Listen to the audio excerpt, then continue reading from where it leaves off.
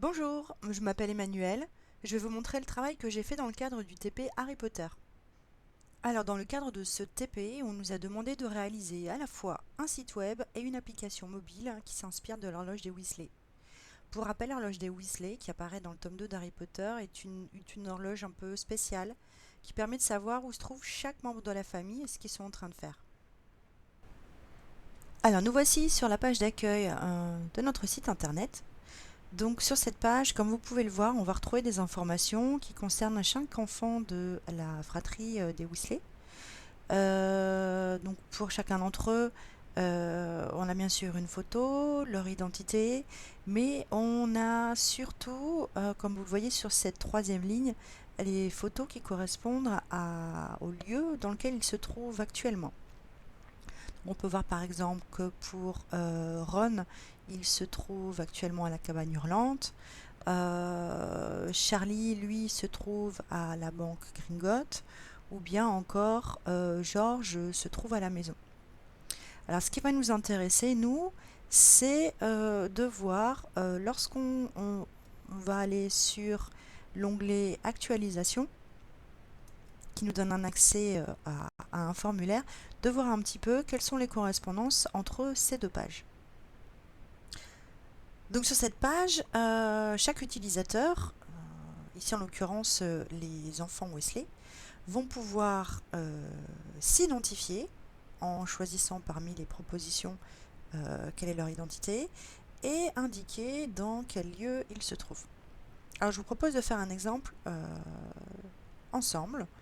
Tiens, on va voir Ron tout à l'heure, il était à la cabane hurlante.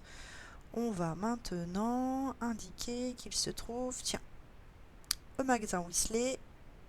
Hop, et on va envoyer ces informations.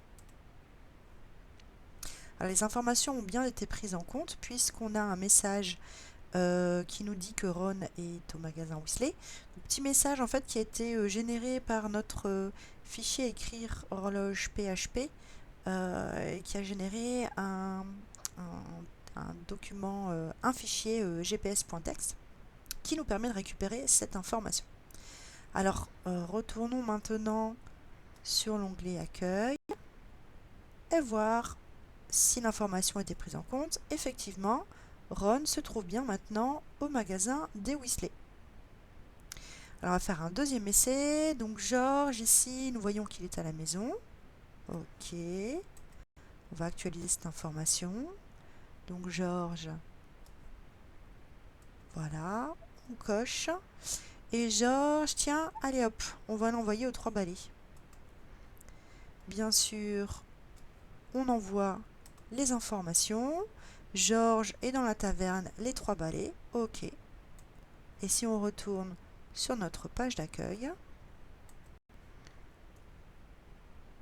on peut vérifier qu'effectivement, l'information a été prise en compte puisque c'est la photo des 3 balais qui apparaît maintenant sous l'identité de George. Alors pour faire apparaître la photo correspondant aux 3 balais, la démarche que j'ai suivie est la suivante. J'ai demandé d'ouvrir et de lire le fichier GPS dans lequel est stockée l'actualisation du lieu où se trouve George. Et j'ai ensuite créé un script de condition indiquant que si le lieu sélectionné comporte le mot balai, alors il faut faire apparaître la photo de la taverne des 3 balais. Alors on va maintenant regarder le fichier horloge.php qui nous permet de retrouver l'ensemble des informations actualisées avec en plus la date et l'heure des dernières actualisations. Alors ce sont bien sûr les contenus des fichiers GPS de nos personnages qui sont affichés ici. Je vous propose de nouveau un petit test pour vérifier que ça marche. Voyons voir, George. Tiens, il est toujours à la taverne des 3 balais. Ça fait un petit moment qu'il est là-bas. Il serait temps qu'il rentre à la maison. Allez, on va s'occuper de ça. Voici donc de retour sur le formulaire. Alors, George, on a dit qu'on allait le faire rentrer à la maison. Ok. Envoyons les informations. George est dans la maison. Maintenant, on va aller voir notre fichier horloge.php Et nous avons bien Georges est dans la maison le 1er janvier à 17h40. Donc l'information a bien été actualisée. Test réussi. Découvrons maintenant l'application de Madame Weasley, qui est très simple, et qui permet à cette dernière de savoir où se trouve chacun de ses enfants, avec l'actualisation de ces informations, évidemment. Allez, je vous propose un dernier test ici. On voit que Bill est à Poudlard le 1er janvier. Alors, on va voir si, lorsqu'on va changer cette information dans le formulaire qui se trouve sur le site, si on va pouvoir récupérer l'information actualisée sur l'application. Donc on sélectionne Bill et cette fois-ci, on va l'envoyer à la banque Gringotts. On envoie les informations. C'est noté. Allons voir maintenant sur l'application ce qu'il en est. On rouvre l'application. Et on voit bien que Bill est dans la banque Gringotts le 1er janvier à 19h21. Le test est réussi. Et pour terminer, découvrons l'application des enfants que j'ai nommée l'application Harry Potter, donc sur laquelle en fait chaque membre de la famille peut s'identifier et indiquer l'endroit où il se trouve. Donc là, je choisis Charlie se trouve aux 3 balais. Voilà, on va valider le choix. Donc tu es bien Charlie, tu te trouves aux 3 balais.